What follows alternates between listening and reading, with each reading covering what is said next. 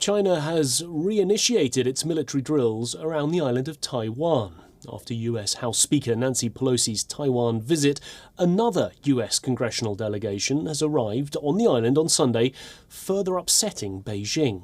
A 5-member US congressional delegation is in Taiwan. The delegation visited the Taiwanese parliament today and met with their counterparts. The group also met Taiwanese President Tsai Ing-wen.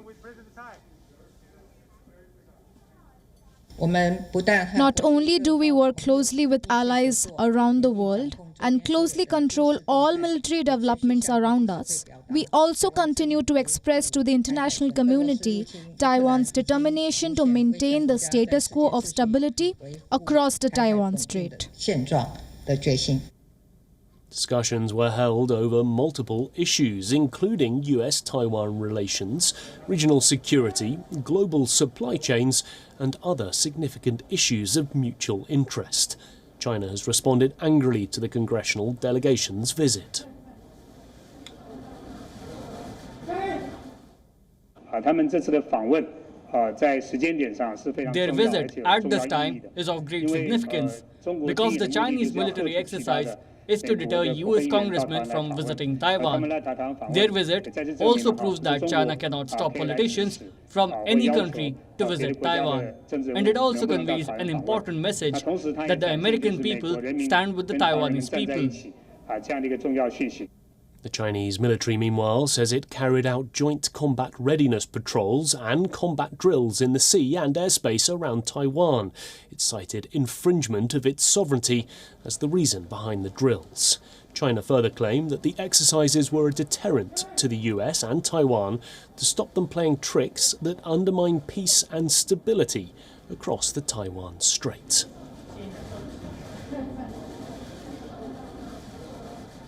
Susan Tarani is still with us live in New York City. Susan, the Biden administration has been saying for the last week or so that it's not trying to provoke Beijing, but obviously now we've got another US delegation on the island of Taiwan. What do you make of the timing of this visit, so hot off the heels of that Nancy Pelosi visit?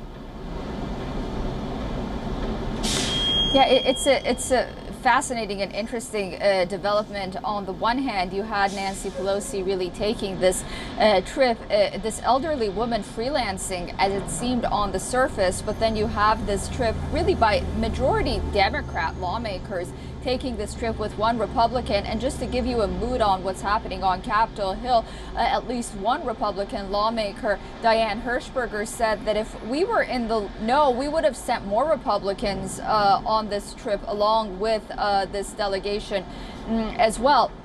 So there's an appetite really for these kinds of trip on Capitol Hill, despite the fact that the White House is trying to maintain sort of a neutral stance. It's a curious situation, but on the other hand, we did see President Biden call the U.S. ambassador, the Chinese ambassador to Washington, and condemn these saber-rattling efforts on the part of Beijing in recent weeks after Pelosi's visit.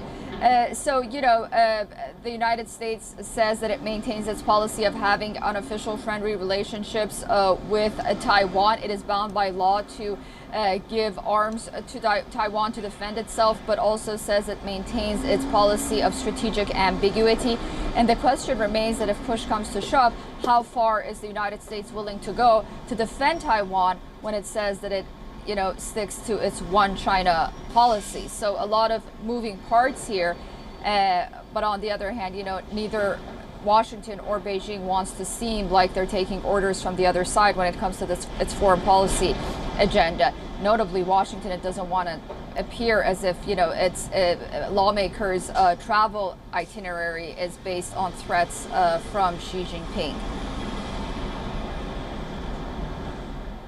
Susan Tarani, thank you very much. Joining us live from New York City. WION is now available in your country. Download the app now and get all the news on the move.